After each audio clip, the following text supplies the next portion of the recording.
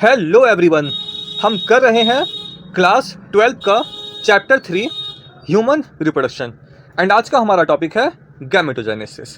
अगर आपने पहले के 2 वीडियो नहीं देखे हैं वो तो एक बारी वो भी देख लेना।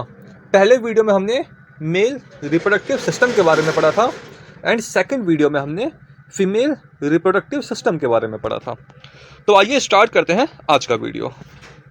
नाउ गैमेटोजेनेसिस होता क्या है? तो गैमेटोजेनेसिस वो प्रोसेस है जिसके थ्रू जो प्राइमरी सेक्स ऑर्गन्स हैं जैसे कि टेस्टिस मेल के अंदर एंड ओवरी फीमेल के अंदर ये गैमीट्स प्रोड्यूस करते हैं। नाउ मेल में क्या प्रोड्यूस होता है? मेल में प्रोड्यूस होते हैं स्पर्म्स एंड फीमेल में क्या प्रोड्यूस होता है? फीमेल में प्रोड्यूस होते हैं ओवम। टाइप्स ऑफ गैमेटोजेनेसिस, तो देखो 2 टाइप के हमें गैमेटोजेनेसिस देखने को मिलते हैं। एक है स्पर्मेटोजेनेसिस, ये मेल में होगा जिसमें स्पर्म का फॉर्मेशन होगा एंड दूसरा है oogenesis, ये फीमेल में होगा एंड इसमें ओवम का फॉर्मेशन होगा। नाउ अब हम पढ़ते हैं स्पर्मेटोजेनेसिस के बारे में। तो यहाँ पे मैंने एक फ्लो चार्ट बना रखा है। अगर हम ये फ्लो चार्ट को समझ जाएंगे तो हम पूरा जो प्रोसेस है स्पर्मेटोजेनेसिस का वो हम समझ सकते हैं। नाउ देखो, सबसे पहले है स्पर्मेटोगोनिया। जब हमने टेस्टिस के बारे में पढ़ा था तो हमने पढ़ा था कि जो सेमिनिफेरस ट्यूब्यूल्स होते हैं उनके अंदर मेल जर्म सेल होते हैं जिनको हम स्पर्मेटोगोनिया भी कहते हैं, है ना। नाउ इन स्पर्मेटोगोनिया में क्या होगा? माइटोसिस होगा एंड ये अपने जो नंबर है उनको इंक्रीज करेंगे। नाउ जब इन्होंने माइटोसिस किया, इन्होंने अपना नंबर इंक्रीज करा, तो जो कुछ स्पर्मेटोगोनिया होंगे वो ट्रांसफॉर्म किस में हो जाएंगे? वो बन जाएंगे प्राइमरी स्पर्मेटोसाइट्स।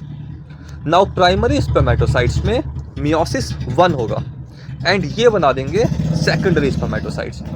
नाउ एक चीज़ पे और ध्यान देना, स्पर्मेटोगोनिया, प्राइमरी स्पर्मेटोसाइट्स यहाँ पे डिप्लॉयड हैं, मतलब इनमें 46 क्रोमोसोम प्रेजेंट होंगे। नाउ जब मियोसिस 1 हुआ तब क्या होगा? तब रिडक्शनल डिवीजन हो जाएगा एंड जो सेकेंडरी स्पर्मेटोसाइट्स हैं उसमें हमें हैप्लॉइड नंबर ऑफ क्रोमोसोम दिखाई देंगे, मतलब यहाँ पे 23 क्रोमोसोम हमें दिखाई देंगे, ठीक है। नाउ सेकेंडरी स्पर्मेटोसाइट्स में मियोसिस 2 होगा एंड ये बना देंगे स्पर्मेटिड्स। नाउ स्पर्मेटिड्स ट्रांसफॉर्म होंगे स्पर्मेटोजुआ में।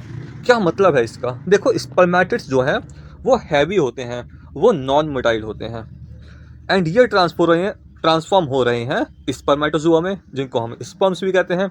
एंड ये कैसे होते हैं? ये होते हैं मोटाइल।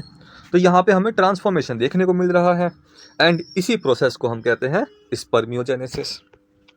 नाउ अब स्पर्म बन चुके हैं एंड ये रिलीज होंगे फ्रॉम द सेमिनिफेरस ट्यूब्यूल्स से एंड इस प्रोसेस को हम कहते हैं स्पर्मिएशन। नाउ अब हम पढ़ते हैं कि हमारी एनसीईआरटी में क्या लिखा है। In testis the immature male germ cells spermatogonia produce sperm by spermatogenesis that we can set puberty. Now जो ये प्रोसेस है स्पर्मेटोजेनेसिस ये कब स्टार्ट होता है? ये स्टार्ट होता है प्यूबर्टी में, ठीक है। एंड इसमें क्या होता है? जो इमेच्योर मेल जर्म सेल हैं वो स्पर्म को बनाते हैं। द स्पर्मेटोगोनिया सिंगुलर है तो हम उसे कहेंगे spermatogonium, present on inside wall of seminiferous tubules, multiply by mitotic division and increase in number. तो स्पर्मेटोगोनिया कहाँ प्रेजेंट होते हैं? ये प्रेजेंट होते हैं सेमिनिफेरस ट्यूब्यूल के अंदर। Each spermatogonium is diploid and contains 46 chromosome. ये हमने यहाँ पे पढ़ ही लिया है। Some of the spermatogonia called primary spermatocytes periodically undergo meiosis. Now जो कुछ स्पर्मेटोगोनिया है जिनको हम कह रहे हैं स्पर्मेटोसाइट्स, प्राइमरी स्पर्मेटोसाइट्स, इसमें क्या होगा? इनमें होगी मियोसिस एंड ये क्या बना देंगे? ये बनाएंगे फिर सेकेंडरी स्पर्मेटोसाइट्स। अब primary spermatocytes complete the first meiotic division, reduction division, leading to formation of 2 equal haploid cells called secondary spermatocytes which have only 23 chromosomes each। तो जब सेकेंडरी स्पर्मेटोसाइट्स बनेंगे तो वो हैप्लॉइड होंगे एंड इनके अंदर हमें 23 क्रोमोसोम देखने को मिलेंगे। The secondary spermatocytes undergo second meiotic division to produce 4 haploid spermatids। तो जो सेकेंडरी स्पर्मेटोसाइट्स हैं उसमें सेकंड meiotic डिवीजन हुआ एंड क्या मिले हमें, हैप्लॉइड स्पर्मेटिड्स बने। The spermatids are transform into spermatozoa by the process called spermiogenesis, जो कि हमने पाथ में देखा था उसमें पढ़ा था। नाउ यहाँ पे डायग्राम दिखा रखा है एनसीईआरटी का, जहाँ पे spermatozoa, spermatids, secondary spermatocytes, primary spermatocytes, Sertoli cell and spermatogonium हमें दिखा रखे हैं। नाउ जो डायग्राम है उसकी लेबलिंग आपको पता होनी चाहिए, पेपर में कई बार क्वेश्चन इसमें से भी पूछ लिए जाते हैं। After spermiogenesis, sperm head become embedded in cytosol cell and are finally released from the seminiferous tubules by the process called spermiation। Now जब spermiogenesis हो चुका होता है तो उसके बाद क्या होगा, sperm head जो है वो embedded होगा cytosol cell में and then finally release हो जाएगा seminiferous tubule से, and इस प्रोसेस को हमने कहा spermiation। Role of hormones in spermatogenesis. Now अब हम देखते हैं जो स्पर्मेटोजेनेसिस हो रहा है उसमें हॉर्मोन्स का क्या रोल है। तो सबसे पहले है हमारे पास हाइपोथैलेमस। हाइपोथैलेमस सिक्रीट करता है गोनाडोट्रोपिन रिलीजिंग हॉर्मोन्स, जिसको हम कहते हैं शॉर्ट फॉर्म में GnRH। नाउ इनका जो लेवल है, जब प्यूबर्टी आती है तो इनका लेवल जो है वो इंक्रीज कर जाता है, ठीक है। एंड जो ये GnRH है वो एक्ट करता है एंटीरियर पिट्यूटरी ग्लैंड के ऊपर, जिसकी वजह से क्या होता है, एंटीरियर पिट्यूटरी ग्लैंड रिलीज करते हैं 2 गोनाडोट्रोपिन्स को। एंड ये 2 जो गोनाडोट्रोपिन्स हैं वो हैं, एक है ल्यूटेनाइजिंग हार्मोन जिसको हम कहते हैं LH, दूसरा है फॉलिकल स्टिमुलेटिंग हार्मोन जिसको हम कहते हैं FSH। नाउ जो LH है वो एक्ट करता है लेडिंग सेल पे and then Leydig cell secrete करते हैं एंड्रोजन, एंड जो एंड्रोजन है वो स्टिमुलेट करता है स्पर्मेटोजेनेसिस के प्रोसेस को। जो FSH है, FSH एक्ट करता है साइटोली सेल्स के ऊपर एंड देन ये साइटोली सेल कुछ फैक्टर्स रिलीज करते हैं जिनकी वजह से जो है हेल्प मिलती है स्पर्मियोजेनेसिस के प्रोसेस में। नाउ अगर आप ये जो फ्लो चार्ट है ये याद कर लेंगे तो आप जो एनसीईआरटी का लिखा हुआ है, जो एनसीईआरटी में लिखा हुआ है वो हमें सही से पता चल जाएगा।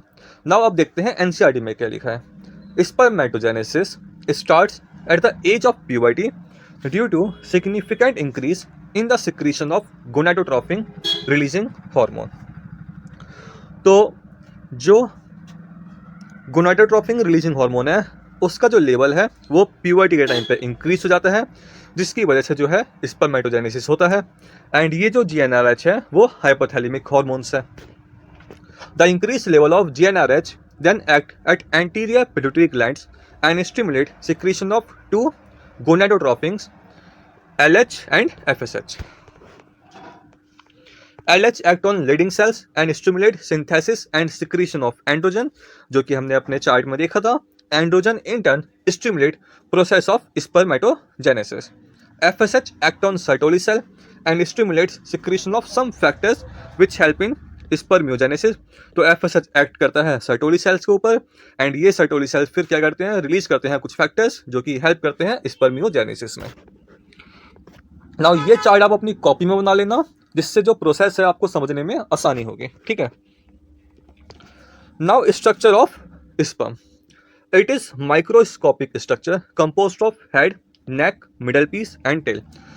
तो स्पर्म के अंदर हमें head, neck, middle piece and एक टेल देखने को मिलती है। A plasma membrane envelops the whole body of the sperm. तो जो प्लाज्मा मेम्ब्रेन है वो कवर करती है पूरे स्पर्म को। The sperm head contains an elongated haploid nucleus. तो न्यूक्लियस हमें कहाँ देखने को मिलता है, न्यूक्लियस हमें देखने को मिलता है हेड वाले पोर्शन में। The anterior portion of which is covered by a cap like structure जिसको हम कहते हैं एक्रोसोम। तो जो एंटीरियर पोर्शन है, जो आगे का पोर्शन है, वहां पे हमें क्या देखने को मिलेगा, वहां पे हमें एक स्ट्रक्चर देखने को मिलता है जिसको हम कहते हैं acrosome. The acrosome is filled with enzyme that helps fertilisation of ovum. तो एक्रोसोम के अंदर कुछ हमें एंजाइम देखने को मिलते हैं जो कि हेल्प करते हैं फर्टिलाइजेशन ऑफ ओवम में।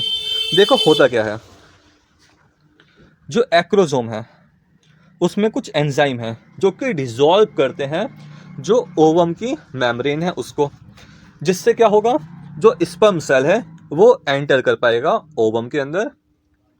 तो इसीलिए जो एक्रोसोम के जो एंजाइम है वो हेल्पफुल होते हैं फर्टिलाइजेशन ऑफ ओवम में। ठीक है। The middle piece possesses numerous mitochondria which produce energy for the movement of tail that facilitate sperm motility essential for fertilization। Now जो ये मिडल पीस है, मिडल पीस के अंदर हमें माइटोकॉन्ड्रिया देखने को मिलते हैं जो कि एनर्जी प्रोवाइड करती है टेल को, ताकि जो स्पर्म है वो मूव कर सके एंड फर्टिलाइजेशन हो पाए। The human male ejaculates about 200 to 300 million sperm during a coitus, of which for normal fertility at least 60% sperm have to be normal shape and size, and at least 40% of them must show vigorous motility।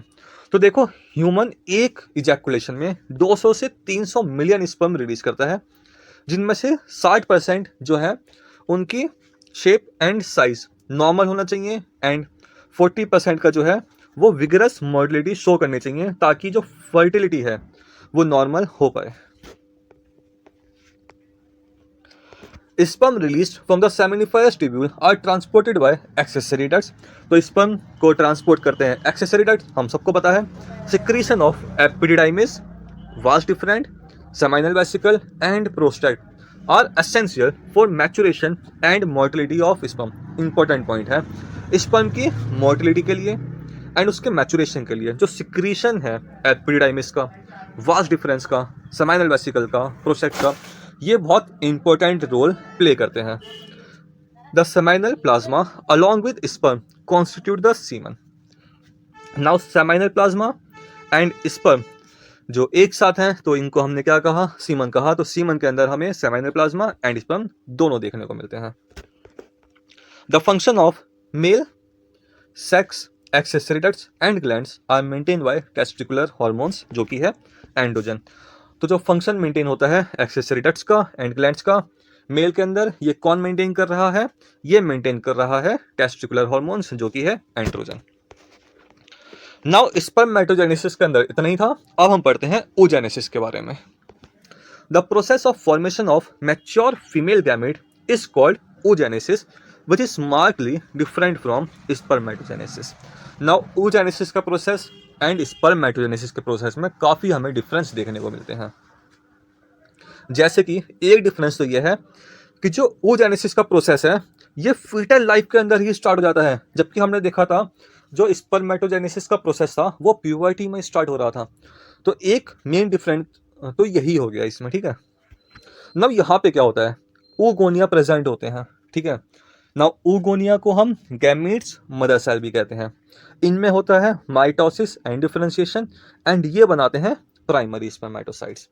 Now primary spermatocytes में meiosis 1 होता है। ठीक है। मगर fetal life में ये जो meiosis 1 है ये कंप्लीट नहीं होता। होता क्या है इसमें कि जो प्रोफेस 1 स्टेज है मियोसिस 1 के अंदर, उसमें ही जो है प्राइमरी स्पर्मेटोसाइट्स की जो डेवलपमेंट है वो रुक जाएगी। ठीक है। नाउ ये बात हो गई हमारी बर्थ तक। चाइल्डहुड में कोई भी यहाँ पे हमें डेवलपमेंट देखने को नहीं मिलेगी। फिर जब प्यूबर्टी आएगी तो जो मियोसिस 1 है वो प्रोसेस कंप्लीट होगा, एंड एक बनेगा सेकेंडरी oocytes जो कि बड़े साइज में होगा, एंड एक स्मॉल पोलर बॉडी रिलीज होगी, एंड ये प्रोसेस होता है ओव्यूलेशन का। देन सेकेंडरी oocyte में सेकेंड मियोसिस डिवीजन होगा, एंड एक बनेगा ओवम, एंड दूसरी जो है वो पोलर बॉडी निकलेगी। ठीक है। तो ये प्रोसेस होता है oogenesis के अंदर। अब हम पढ़ते हैं कि एनसीईआरटी में क्या क्या लिखा है। The process of formation of mature female gamete is called oogenesis। तो जो फीमेल में मैच्योर फीमेल गैमेट बनता है, इस प्रोसेस को हम कहते हैं oogenesis, which is markedly different from spermatogenesis. And इसमें एंड स्पर्मेटोजेनेसिस में काफ़ी हमें डिफरेंस देखने को मिलते हैं। oogenesis is initiated during embryonic development stage when a couple of million gamete mother cell, जिनको हम कहते हैं oogonia, are formed within each foetal ovary. No more oogonia are formed and added after birth. तो जितने भी oogonia बनने हैं वो फीटल लाइफ के अंदर ही बन जाते हैं, बर्थ के बाद कोई भी oogonia नहीं बनता है। These cell start division and enter into prophase 1 of meiotic division and gets temporarily erected at that stage called primary spermatocyte। Now देखो होता क्या है एक्चुअली में, जो oogonia है उसमें तो होता है माइटोसिस, ठीक है, इन्होंने बना दिया प्राइमरी स्पर्मेटोसाइट्स। नाउ जो ये प्राइमरी स्पर्मेटोसाइट्स हैं इनमें मियोसिस 1 हो रहा है, एंड मियोसिस 1 की प्रोफेज 1 की स्टेज में यहाँ पे जो डेवलपमेंट है वो रुक जाती है। नाउ इन सेल को भी हम प्राइमरी स्पर्मेटोसाइट्स ही कहते हैं, ठीक है। तो जब प्राइमरी स्पर्मेटोसाइट है उसमें क्या है, प्रोफेज 1 पे जो डेवलपमेंट है, जो सेल डिवीजन है वो स्टॉप हो चुका है। Each primary oocytes then gets surrounded by layer of granulosa cells and is called primary follicle। Now primary oocyte surround हो जाते हैं ग्रैनुलोसा सेल्स से, एंड ये एक लेयर बना लेते हैं, एंड इनको हम कहते हैं फिर primary follicles. A large number of these follicles degenerate during the phase from birth to puberty. Now birth से अगर हम प्यूबर्टी में जाएं तो क्या होता है, जो बहुत सारे प्राइमरी फॉलिकल्स हैं वो डिजेनरेट हो जाते हैं, वो डिस्ट्रॉय हो जाते हैं। Therefore, at puberty, only 60,000 to 80,000 primary follicles are left in each ovary। तो हर एक ओवरी के अंदर 60,000 से 80,000 जो प्राइमरी फॉलिकल्स हैं वही बचते हैं। ना यहाँ पे ईच ओवरी की बात हो रही है, एंड फीमेल में 2 ओवरी प्रेजेंट होते हैं। तो अगर टोटल प्राइमरी फॉलिकल्स की बात करें तो आप क्या करेंगे, इसको 2 से मल्टीप्लाई कर देंगे, ठीक है। Now the primary follicles get surrounded by more layer of granulosa cells and a new theca and are called secondary follicles। Now primary follicles में और कुछ layers of granulosa cells add होते हैं एंड एक थीका बन जाती है, and इसको हम कहते हैं secondary follicles। The secondary follicle soon transform into tertiary follicles which is characterized by a fluid filled cavity antrum। Now secondary follicle transform हुआ टर्सरी फॉलिकल में, एंड यहाँ पर हमें एक फ्लूइडफुल कैविटी देखने को मिलती है जिसको हम कहते हैं एंटरम। एंड जो थीका था, थीका ऑर्गेनाइज हो जाता है एक्सटर्नल थीका में एंड इंटरनल थीका में। The theca layer is organised into an inner theca interna and outer theca externa. At this stage the primary oocyte within the tertiary follicles grow in size and completes first meiotic division।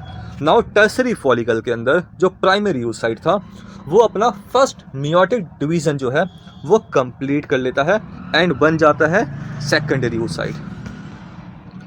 It is an unequal division resulted in formation of a large haploid secondary oocytes and a tiny first polar body.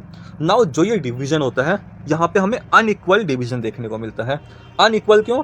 क्योंकि एक जो cell बना वो बनता है बिगर cell, and जो दूसरा cell था जो पोलर न्यूक्लियर बना वो होता है छोटा सा। The secondary oocyte retain bulk of nutrient rich cytoplasm of the primary oocyte। Now देखो ऐसा होता क्यों है। देखो एक जो सेल बना जिसको हमने कहा सेकेंडरी oocyte जो कि बड़ा होता है, एंड इसके अंदर न्यूट्रिएंट रिच साइटोप्लाज्म जो मेनली प्राइमरी oocyte से आया, इसके अंदर ज़्यादातर सेकेंडरी oocyte के अंदर होता है, पोलर न्यूक्लियर के अंदर नहीं जाता।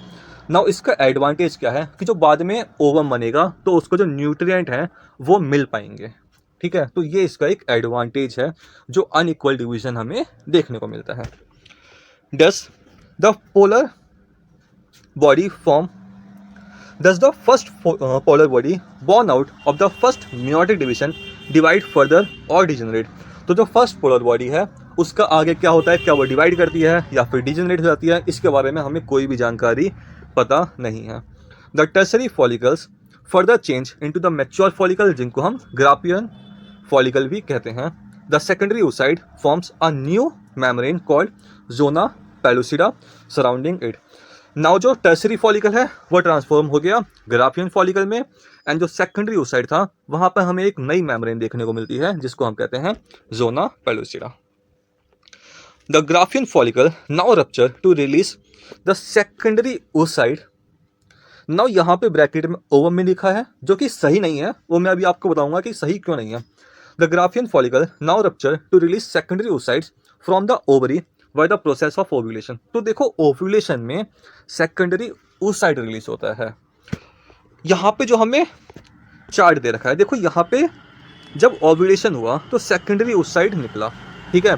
होता क्या है, सेकेंडरी oocyte के अंदर सेंट्रियोल प्रेजेंट नहीं होते, तो यहाँ पे मियोसिस 2 ये अपने आप से नहीं कर पाता है। जब स्पर्म आता है, ठीक है, तो स्पर्म दो चीज़ें लेके आता है, एक तो सेंट्रियोल एंड दूसरा है न्यूक्लियस। नाउ जब सेंट्रियोल जाता है सेकेंडरी oocyte में, तो क्या होता है, यहाँ पे मियोसिस 2 कंप्लीट होती है एंड देन ओवम बनता है, ठीक है। तो सेकेंडरी oocyte और ओवम सेम चीज़ नहीं होते हैं, अलग अलग चीज़ है। एंड ओव्यूलेशन में सेकेंडरी oocyte बनता है। नाउ देखो हुआ क्या, स्पर्म ने क्या दिया, एक सेंट्रियोल दिया एंड दूसरा न्यूक्लियस दिया। जब सेंट्रियोल पहुंचा तो उसके बाद क्या हुआ, मियोसिस 2 कंप्लीट हुआ एंड ओवम बना। उसके बाद क्या है, न्यूक्लियस जाता है एंड न्यूक्लियस एंड जो ओवम का न्यूक्लियस है वो फ्यूज करेगा एंड क्या बन जाएगा, तब बनेगा हमारा जाइगोट। तो ओवम तभी बनता है, मियोसिस 2 तभी कंप्लीट होता है जब स्पर्म पहुंचता है, उससे पहले कंप्लीट नहीं होता है, ठीक है। तो ये पॉइंट जो है वो याद रखना। नाउ यहाँ पे एनसीईआरटी का डायग्राम है जहाँ पे blood vessel, primary follicles, tertiary follicles, Graafian follicles, ovum and corpus luteum दिखा रखा है। तो इसकी लेबलिंग आप एक बार देख लेना, पेपर में आ जाती है, ठीक है। A diagrammatic representation of spermatogenesis and oogenesis is given below। Now ये चीज़ हम एक बार फिर से पढ़ लेते हैं। देखो स्पर्मेटोगोनिया था, स्पर्मेटोगोनिया में माइटोसिस हुआ, डिफरेंशिएशन हुआ एंड बने प्राइमरी स्पर्मेटोसाइट्स। प्राइमरी स्पर्मेटोसाइट्स में पहला मियोसिस डिवीजन हुआ एंड बने सेकेंडरी मियोसाइट्स। सेकेंडरी मियोसाइट्स में सेकेंड मियोसिस डिवीजन हुआ एंड स्पर्मेटिड्स बने। स्पर्मिएशन स्पर्मेटिड्स में डिफरेंशिएशन हुआ एंड ये बन गए स्पर्मेटोजोआ, ठीक है। नाउ जो स्पर्मेटोगोनिया है एंड जो प्राइमरी स्पर्मेटोसाइट्स हैं, इसमें 46 क्रोमोसोम प्रेजेंट होंगे, मतलब यहाँ पे हमें डिप्लॉयड स्टेज दिखाई देगी। जबकि जब मियोसिस हो जाएगा, जब मियोसिस बंद हो जाएगा, उसके बाद जो भी स्टेज आएंगी उसमें हमें हैप्लॉयड नंबर ऑफ क्रोमोसोम दिखाई देंगे, ठीक है। मतलब हमें 23 क्रोमोसोम दिखाई देंगे। नाउ oogonia की बात करें तो यहाँ पे oogenesis की बात करें तो यहाँ पे oogonia है। इनमें माइटोसिस हुआ, डिफरेंशिएशन हुआ एंड बने primary spermatocytes, primary oocytes। Primary oocytes में जब मियोसिस 1 कंप्लीट हो जाएगा तो बनेगा सेकेंडरी oocyte एंड एक पोलर बॉडी बनेगी छोटी सी। जब सेकेंडरी oocyte में मियोसिस 2 कंप्लीट होगा तो बनेगा ovum and second polar body. Now यहाँ पे अगर हम देखें तो जो फीटल लाइफ है, फीटल लाइफ तक में प्राइमरी oocyte तक बन जाते हैं एंड चाइल्डहुड में हमें कोई भी यहाँ पर डेवलपमेंट देखने को नहीं मिलती। उसके बाद जो प्रोसेस है वो स्टार्ट होते हैं ये सारे प्यूबर्टी के टाइम पे, ठीक है। नाउ oogonia प्राइमरी oocytes ये डिप्लॉयड होंगे, मतलब 46 क्रोमोसोम होंगे। जबकि जब मियोसिस 1 कंप्लीट हो जाएगा, जब सेकेंडरी oocyte बन चुका है, तो यहाँ पे हमें 23 क्रोमोसोम मतलब हैप्लॉयड स्टेज यहाँ पे हमें दिखाई देगी। नाउ यहाँ पर एक डायग्राम है जो फर्टिलाइजेशन वाला जो कॉन्सेप्ट है उसको क्लियर करेगा। देखो हमारे पास oogonia थे, oogonia में क्या हुआ, oogonia में हुआ माइटोसिस, तो बने प्राइमरी oocytes।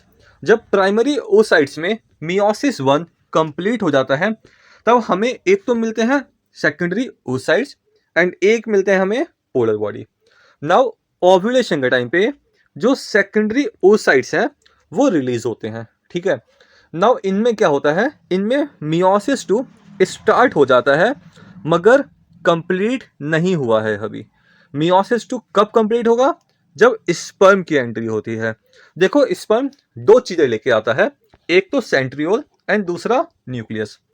सेकेंडरी oocytes में सेंट्रियोल नहीं होता है तो इसीलिए मियोसिस 2 कंप्लीट नहीं हो पाता है। जब सेंट्रियोल आता है सेकेंडरी oocytes पे तो क्या होता है, तो सेकेंडरी oocytes में मियोसिस 2 कंप्लीट होता है। जब मियोसिस 2 कंप्लीट हुआ तब हमें एक तो मिल गया ओवम, ठीक है, एंड एक रिलीज हुई पोलर बॉडी। नाउ इसके बाद क्या होता है, जो स्पर्म का न्यूक्लियस है एंड ओवम का न्यूक्लियस है, ये फ्यूज करेंगे एंड जाइगोट बना लेंगे। तो ये प्रोसेस होता है। नाउ अब हम करते हैं कुछ एमसीक्यूज इस टॉपिक से रिलेटेड।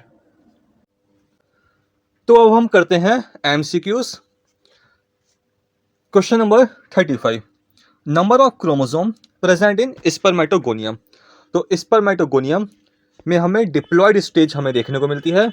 जो हमने फ्लो चार्ट बनाया था वो फ्लो चार्ट को याद करना, तो इसका आंसर आपको पता चल जाएगा। तो इसका आंसर क्या हो जाएगा, ऑप्शन ए 46, क्योंकि स्पर्मेटोगोनियम में हमें डिप्लॉयड स्टेज देखने को मिलेगी। Question number 36, which cells come earliest in the sequence of sperm production. कौन से सेल सबसे पहले आएंगे स्पर्म प्रोडक्शन में। तो सबसे पहले सेल कौन से आते हैं, स्पर्मेटोगोनिया। तो 36 का ऑप्शन डी हमारा सही आंसर हो जाएगा। देखो स्पर्मेटोगोनिया के बाद आते हैं primary spermatocytes, then secondary spermatocytes, then spermatids, then spermatozoa या फिर स्पर्म्स, ठीक है। तो 36 का ऑप्शन डी हमारा सही आंसर हो जाएगा। Question number 37, which of the following undergoes meiosis 1 division during spermatogenesis. Now meiosis 1 किस में होती है, तो मियोसिस 1 होती है प्राइमरी स्पर्मेटोसाइट्स में। तो 37 का सही आंसर हो गया हमारा ऑप्शन ए। जो हमारा फ्लो चार्ट था उसको आप एक दो बार रिवाइज करोगे ना, उसको आप एक दो बार पढ़ लोगे तो ये वाले आंसर आप सही से कर पाओगे। Question number 38, number of chromosome present in secondary spermatocytes. तो सेकेंडरी स्पर्मेटोसाइट्स होते हैं हैप्लॉइड, तो नंबर ऑफ क्रोमोसोम आ जाएगा इसमें option B 23। Question number 40, during spermatogenesis which cells are first to contain haploid number of chromosome. तो spermatogenesis में हमें हैप्लॉइड नंबर ऑफ क्रोमोसोम सबसे पहले कौन से सेल में देखने को मिलते हैं। देखो स्पर्मेटोगोनिया तो इसका आंसर नहीं होगा क्योंकि ये होते हैं डिप्लॉइड। प्राइमरी स्पर्मेटोसाइट्स भी डिप्लॉइड होते हैं, तो ये आंसर भी नहीं होगा। जो सेकेंडरी स्पर्मेटोसाइट्स हैं उनमें सबसे पहले हमें हैप्लॉइड नंबर ऑफ क्रोमोसोम देखने को मिलते हैं, तो 40 का हमारा आंसर हो जाएगा आंसर सी। नाउ देखो स्पर्मेटिड्स में भी हैप्लॉइड क्रोमोसोम होते हैं, मगर ये हमें सेकेंडरी स्पर्मेटोसाइट्स के बाद में देखने को मिलेगा, ठीक है। Question number 41, find out spermatid and Sertoli cell in the given below diagram. Now यहाँ पे हमें डायग्राम दे रखा है एंड हमें स्पर्मेटिड्स एंड सर्टोली सेल को फाइंड करना है। नाउ ये डायग्राम जो है एनसीईआरटी का ही डायग्राम है, जिसमें ए है हमारे पास स्पर्मेटोजोआ, बी है हमारे पास स्पर्मेटिड्स, सी है हमारे पास सेकेंडरी स्पर्मेटोसाइट्स, डी है हमारे पास प्राइमरी स्पर्मेटोसाइट्स, ई है हमारे पास सर्टोली सेल्स एंड एफ है हमारे पास स्पर्मेटोगोनियम। तो हमें बताना है स्पर्मेटिड एंड सर्टोली सेल्स के बारे में। तो स्पर्मेटिड्स हो गए हमारे बी एंड सर्टोली सेल्स हमारे पास हो गया ई वाले, तो बी एंड ई आंसर होना चाहिए। तो 41 का ऑप्शन डी जो है वो करेक्ट हो जाएगा। क्वेश्चन नंबर 42, स्पर्मियोजेनेसिस क्या है। तो देखो स्पर्मियोजेनेसिस में क्या हो रहा था, जो स्पर्मेटिड्स थे वो ट्रांसफॉर्म हो रहे थे स्पर्मेटोजुआ में। तो क्या मतलब हुआ इसका कि स्पर्मेटोजुआ बन रहे थे, ठीक है। तो ऑप्शन ए का दे रखा है स्पर्मेटिड्स ट्रांसफॉर्म इनटू स्पर्मेटोजुआ, तो ऑप्शन 1 ही हमारा करेक्ट आंसर हो जाएगा। 43 का क्वेश्चन दे रखा है हमें, which is the correct sequence of sperm formation. Sperm formation का सीक्वेंस हमसे पूछ रखा है। तो सबसे पहले क्या होते हैं, सबसे पहले आते हैं स्पर्मेटोगोनिया, फिर आते हैं स्पर्मेटोसाइट्स, फिर आते हैं स्पर्मेटिड्स एंड देन आते हैं स्पर्मेटोजोआ। तो 43 का ऑप्शन डी हमारा करेक्ट आंसर हो जाएगा। Now question number 44, the difference between spermiogenesis and spermiation. Spermiogenesis and spermiation में डिफरेंस पूछ रखा है।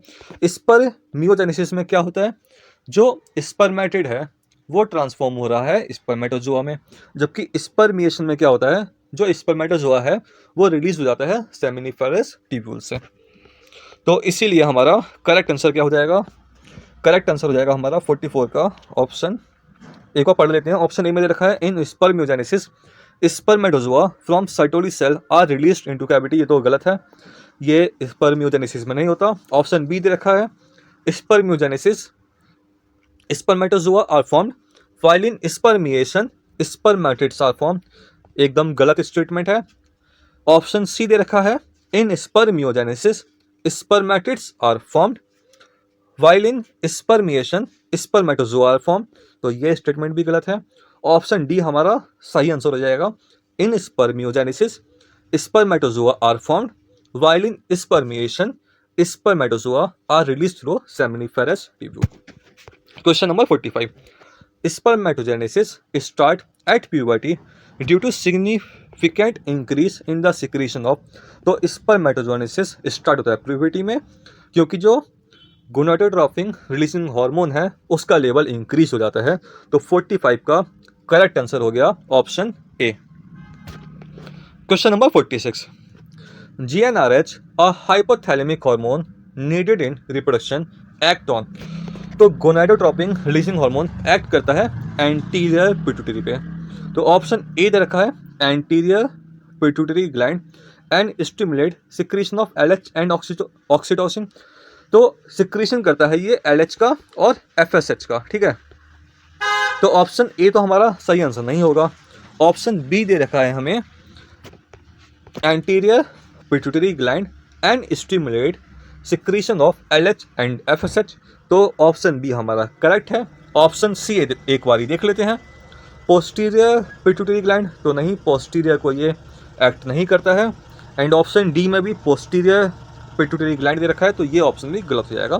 तो 46 का करेक्ट आंसर हो गया हमारा ऑप्शन बी।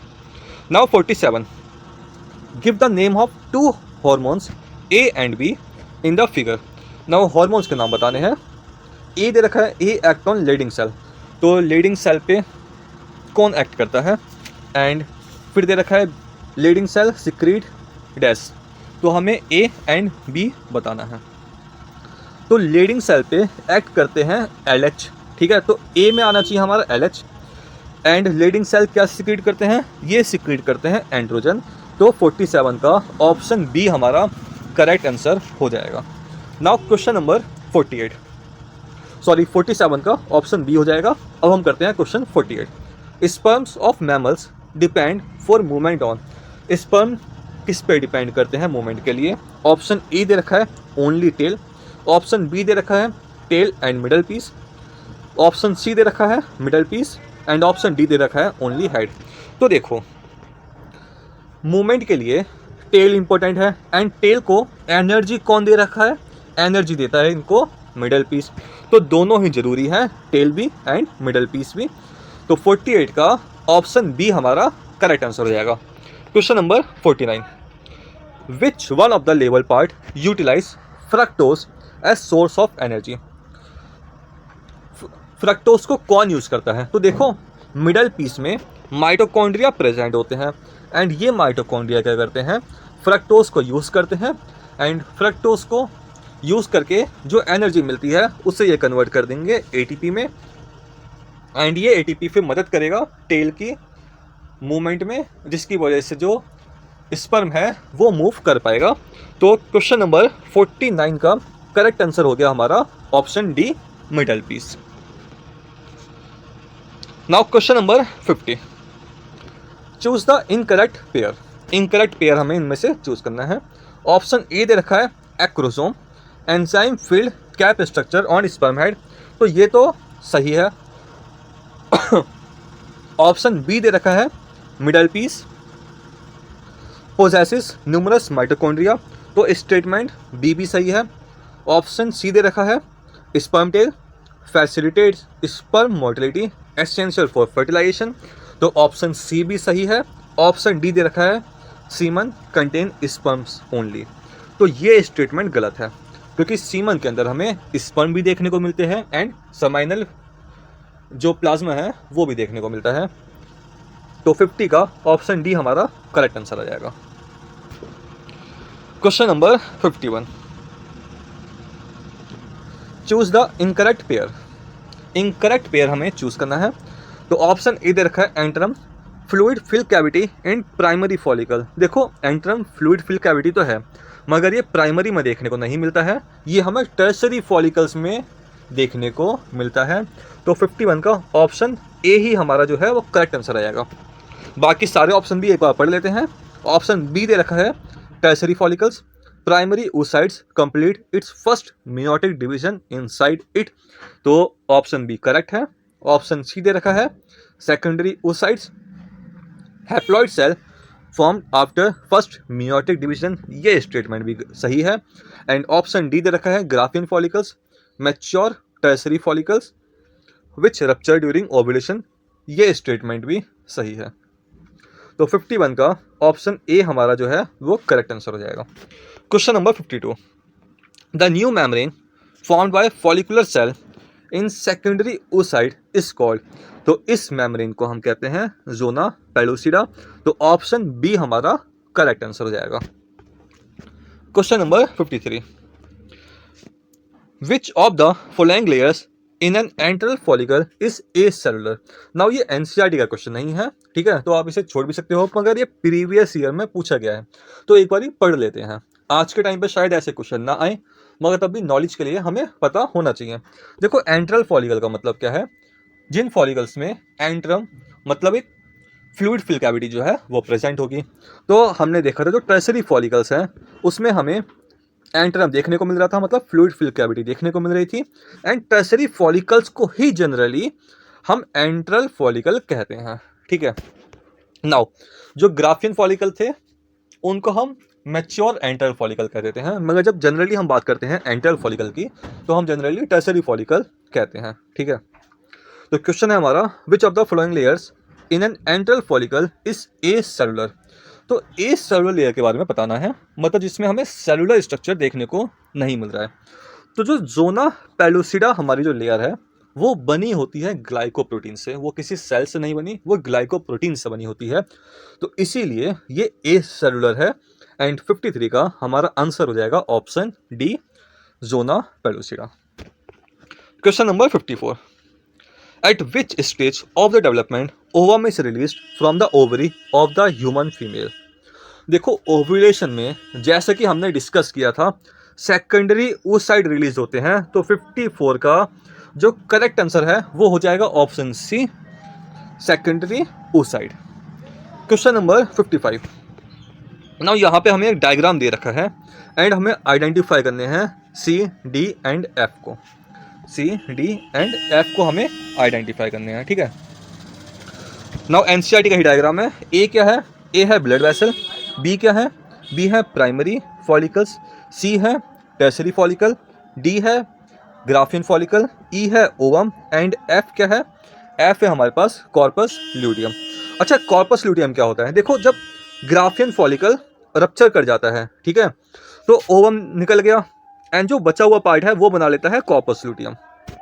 तो ये चीज़ भी पता होनी चाहिए, ये मेरे से मिस हो गई थी जब हम अपना टॉपिक पढ़ रहे थे, तो यहाँ पे वो ऐड हो गया है, ठीक है ना। हमें सी डी एंड एफ को आइडेंटिफाई करना था, तो सी तो हो गया हमारा टर्सरी फॉलिकल, डी हो गया ग्राफियन फॉलिकल एंड एफ हो गया हमारे पास कॉर्पस ल्यूटियम। नाउ हम ऑप्शन देख लेते हैं। तो ऑप्शन ए में सी दे रखा है प्राइमरी फॉलिकल, तो ऑप्शन ए तो नहीं होगा। ऑप्शन बी में सी दे रखा है सेकेंडरी फॉलिकल, तो ये भी नहीं होगा। ऑप्शन सी में ऑप्शन सी में सी दे रखा है tertiary follicle and option D में भी सी दे रखा है tertiary follicle. Now option C में डी दे रखा है प्राइमरी फॉलिकल, जो कि नहीं होगा। एंड ऑप्शन डी में डी दे रखा है ग्राफिन फॉलिकल एंड एफ दे रखा है कॉर्पस ल्यूटियम, तो 55 का ऑप्शन डी हमारा करेक्ट आंसर हो जाएगा। Question number 56, identify A B and C in the figure given below. Now oogenesis का ये डायग्राम है। ए क्या है, ए है oogonia, बी है प्राइमरी oocytes एंड सी है सेकेंडरी oocytes। तो ऑप्शन एक बार देख लेते हैं। ऑप्शन ए में ए दे रखा है सेकेंडरी oocyte, ये गलत होगा। ऑप्शन सी में भी ए दे रखा है सेकेंडरी oocyte, ये भी गलत होगा। Option B and option D देखते हैं। ऑप्शन बी में ए दे रखा है oogonia, सही है। ऑप्शन बी में बी दे रखा है प्राइमरी oocyte, ये भी सही है। एंड ऑप्शन बी में सी दे रखा है सेकेंडरी साइड। तो ऑप्शन बी तो हमारा सही है। ऑप्शन एक बार डी देख लेते हैं। इसमें ए दे रखा है उगोनिया, बी दे रखा है सेकेंडरी साइड, जो कि गलत हो जाएगा। तो 56 का करेक्ट आंसर हो गया हमारा ऑप्शन बी। नाउ आज का लास्ट क्वेश्चन है ये, mark the wrong item in each series and select the correct option. तो रॉन्ग आइटम को हमें पहचानना है, मतलब ऑड आइटम को हमें आइडेंटिफाई करना है एंड सिलेक्ट करना है। ए में दे रखा है spermatocytes, polar body, spermatids and spermatogonium. तो अगर हम पोलर बॉडी देखें तो पोलर बॉडी कब निकलती है, ये निकलेगी oogenesis में। तो एक तो हमारा हो गया पोलर बॉडी, ठीक है। तो ऑप्शन बी में ही हमें दिखाई दे रहा है वैसे तो, मगर सारे ऑप्शन एक बार देख लेते हैं। सेकंड में दे रखा है endometrium, corpus luteum, acrosome, Graafian follicle. Now इसमें जो एक्रोजोम वाला पार्ट है ये हमें मेल में दिखाई देगा, और जो सारे हैं वो फीमेल से रिलेटेड है, ठीक है।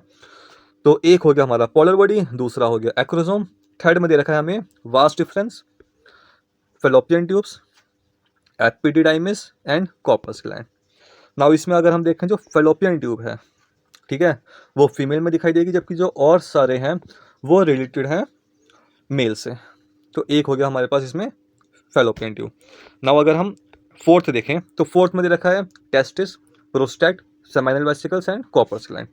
नाउ इसमें देखो prostate, seminal vesicle and corpus ये एक्सेसरी ग्लैंड्स हैं, जबकि जो टेस्टिस है ये प्राइमरी सेक्स ऑर्गन है मेल के अंदर। तो इसमें से ऑड वन आउट हो जाएगा हमारा टेस्टिस। तो 57 का करेक्ट आंसर हो गया हमारा ऑप्शन बी। नाउ आज के वीडियो में इतना ही है। अगर आपको कोई डाउट हो या आपके कोई सजेशन हो तो आप कमेंट बॉक्स में लिख सकते हैं। Thank you.